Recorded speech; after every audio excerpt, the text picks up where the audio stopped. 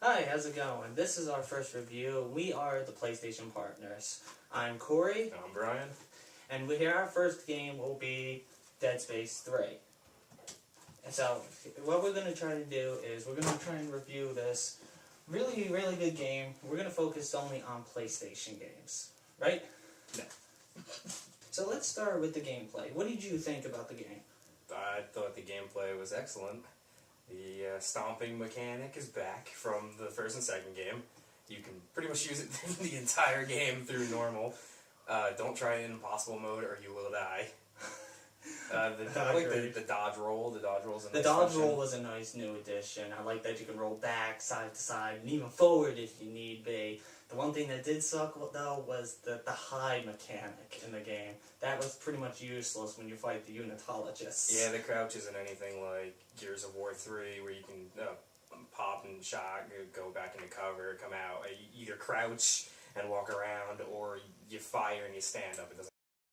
Necromorphs, there's some new ones, there's some old ones, which we couple repeats, don't but wanna I think they spoil. actually, they kind of they kind of upgraded them a bit. Like the ones with the exploding arms, they were actually a lot faster in this one than in previous games. Yeah, a lot of the characters were faster. The crawlers had increased speed. Which I think that's good Definitely to have. it's more challenging. Oh god, yeah, and some of the repeats that they had was really good. And some of the new ones were really good too. For you that don't know, because it's not in a tutorial or anything, you know when you use L2, you hold it to run. You have to hit it twice in the direction that you want to do the actual roll. What do you think about the graphics? I thought they were amazing. Graphics were definitely upgraded. Oh god, Isaac and Carver looked amazing. The sub-characters even looked great. The environments were amazing. I love the Frost Planet. Yeah, the graphics are great. The character animations were spectacular. Isaac and Carver just look amazing. Ellie, to me, was okay looking at kind of the face that was a little off, I feel, from the last game. I don't know why, I did for some reason. The one design choice for Ellie that I find funny but also stupid at the same time is they gave her a low-cut T-shirt. Some of the IGN reviewers or Game Informer reviewers saying that her breasts got bigger, but really it's just more is visible. They didn't get any bigger. Yeah, I don't know if she's trying to show off for the unitologists or the necromorphs. It could be either one, we don't know. And Danik, awesome job. Oh god, yeah, Danik was a great character. Although he kind of had that really Bond villain-esque attitude. Like even in the beginning, he says, "Oh, there's no point to tell you what I'm going to do since I'm going to shoot you." But what does he do? He tells you, and you get away. And there's so many times he could have killed. There were some times where the voices wouldn't exactly sync up with the character models. Again, it was mainly Santos and Ellie. Those two were sometimes a little off. I was watching one of those old Godzilla movies. Yeah, and sometimes we have to do something. Actors, whoever they are, they were fantastic. They played the roles well, in my opinion, and everything like that. And this was probably the most cutscenes we've seen in a Dead Space game. The bench was great. I mean, the customization. I know you want to talk about that more than anything. Oh yeah. There might be too much customization. By the end of the game, I had 2 or 3 guns in my safe, and I think I built one. So there's way too much to do. You keep trying things and taking them apart and making blueprints. There's a lot to do with customization. I did quite a bit of customizing my first playthrough. The gun that I made was a chain gun telemetry spike. It shoots like javelin guns at like a really fast pace, and the bottom attachment was a rocket launcher. Oh my god, that was like the best gun I've ever made, and I still use it now. What do you think about the story and the cinematics?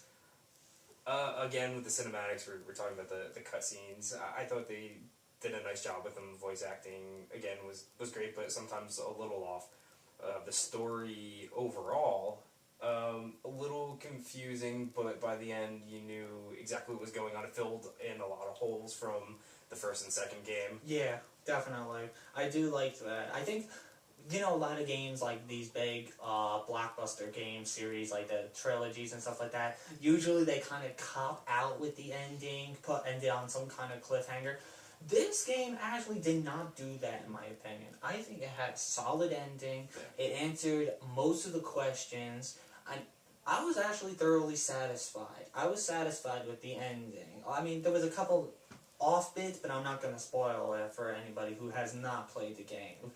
Upgraded the dogs a little bit, and it's cool to see them trying different styles of old characters. They added tactics to some of the old necromorphs, which I like that. Like as I said, example, the guys with the arms that explode when they hit you, they made them a lot faster in this one. At the old one, it took them like 2 minutes for them to walk from the other side of the hallway to you and then hit you in the face. But the zooming in on enemies and then pulling back takes away a lot of the scare factor, which for me ruined parts of the game.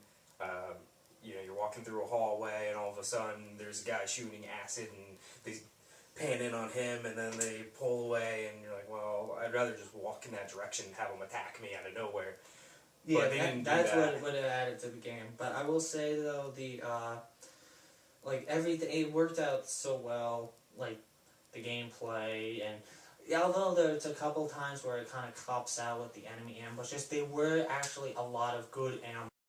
The other thing about the customization with the bench especially was the upgrade circuits. Like, you get the gun, and you have your stats. You have your damage, your reload speed, your clip size, and your rate of fire. And through the world, you can find what are called upgrade circuits. You can have, if you fully upgrade it, you have 4 circuits for the top, and 4 circuits for the bottom. You can upgrade whatever you can. It could be 1 to rate of fire, 1 to damage, 2 to clip, 1 to damage, like stuff like that. And it allows more customization for your guns. And I do agree, there is a lot. There's a lot of different styles of the guns, different tools, different tips, like all that. And I like it. I like the options. A lot of the best stuff comes at the end of the game, so you don't have to worry about having a rocket launcher, you know, chapter 2.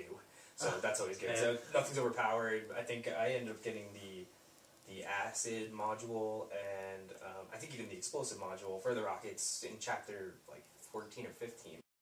Lasting impressions of the game, replayability, features, the length of the game. I got about, I'd say, 20 hours of the single player mode. Okay. I would say 20 hours of the single player mode, and then the co-op mode, which I do recommend doing, because the single player mode, you don't get much at all about Carver's story, who is the guy in the red suit, who's always with Isaac. You see him, he's got the scars on his face and such. And it's definitely worth playing, because it actually does add to the game. I don't think it really takes away the scare factor, because you still get the ambushes, you still get everything like that, and it really does add to the game. It does make it a ton of fun. But I played it solo the first time, and my pal Brian. It took me 12 hours to beat the solo story. And then it took me about 20, because I did all the solo optional missions, which took me quite a bit longer. Yeah, it took me 12 just the straight run through of main missions and a little bit of searching, but not too much. Yeah. So that's probably about what you'll get if you run straight through the game. I'd say co-op, we're probably looking at about 8 hours. We ran through the first 4 chapters. I think we're on chapter 5 right now in chapter 5. hour and a half, maybe 2 hours, and that was with doing the optional missions. So the co-op definitely shortens the game. So it depends if you want a longer lasting story or if you want to know more about Carver. Is split between the 2 of us, so he gets 1 clip and I get a clip. It's not something where we have to choose who wants what. We each get our own thing, which we can't have access to. However, if Brian picks up ammo and I pick up life, and say if Brian needs the life, I can give it to him through the inventory screen. You can only give stuff in your inventory. You can't give like upgrade circuits. You can't give the weapon parts that you need, like the scrap metal, the tungsten, and all that good stuff. Yeah, sadly, I have a ton of tungsten. He has like none tungsten, and that's a problem. But that's part of the game. So I recommend finding a friend, because if you know a friend, because it's online only. You can't do a local split screen, which does take away a little bit. You can't sit on your couch with a buddy and jump right in. You can jump into a game though. There's quick match. You can just jump into someone. Yeah, there's quick match. There's private game, public game, whatever you want to do. You can choose any of the difficulties. And to speak about the difficulties, it's got the regular 4, which is easy, normal, hard, and very hard. Very hard being impossible. Yeah. And then they also got a couple of sub-difficulties, which is, yeah, really. They got like hardcore mode, classic mode. It's like the one, I think the hardest one is pure hardcore, where you have 1 life. And then if you die, you go back to the very beginning of the game. But you can... Yeah, the best thing to do is save often and hope to God you don't die. Through all the game, through everything, through its faults, through its pros and cons and everything else, what would you give it as a score? The game does a great job. Again, I would have liked to have seen competitive multiplayer. To me, that's a big feature that's missing, but I can't really judge the game on something it doesn't have. And I do think it's a solid story. The co-op is fantastic from what we've seen. We do plan on finishing it, and if people would like to know more, let us know. We'll definitely do a full review on the co-op. It won't be as long as this review, but we'll definitely speak the differences. Does it actually? Because we're only 5 in, and there's 19 total. I mean, we're gonna do all the co-op optional missions too, because I couldn't do them because of that, so I'm missing a bunch of optional missions. But the one that we did play, it was a ton of fun, and you do learn a little bit about Carver. I'm not gonna spoil it. Yeah. I'll let you get your friends. The game was great. A couple little problems that I had, like for example, the cinematics kind of give away some of music gave it away a little bit. The music, oh my god, that's my biggest one. There'll be times you'd be walking down, like maybe into once you get to the ice planet, and all of a sudden your music pick up. You're like, okay, I know this is the music of the enemy. Where is it? Oh, he's behind me. I did not know that. Thank you, music, for giving that away. And that takes away. Yeah, I'm happy that it did that, so I'm alive, but it takes away from the game. I think if they kept it without the music, I mean, leave the music for the more, like, action-oriented parts. Like, when you're shooting down the mines to arrive on the planet for the first time, or whatever. Leave it for them. But for the rest of the game, let the sounds of the environment, let the scratching of the necromorphs against the metal, the vents, and everything like that. Let the game play for itself. I think if they focused more on that, the game would have been scary as hell. Yeah, the game's more of an action shooter than a survival horror. Like the first two games where I was finding myself more paranoid because the first two games I'd be walking down a hallway going, oh man, I'm hearing some weird sounds, something maybe going on. But I remember the first game, you turn around, there'd be nothing there. This game, the music comes and you turn around, there is something there. So I kind of made the fear come alive. Oh yeah, because, which is understandable from the previous the first two games. Made me piss myself. It's a solid 8.5 out of 10. Well, that's good. I like that. I'm gonna go a little higher than my PlayStation partner here, and I'm gonna give it a 9. I think it was a very solid game. Any other questions, feel free to leave throw us them in the comments. If you have any questions, because as I said, this is our first review as the PlayStation partners. If you have any suggestions, comments, we'll try to answer as many as we can. Things you'd like to see. Yeah. I mean, if you have any questions or anything like that, leave us in the comments below. We'll definitely get to as many of them as we can.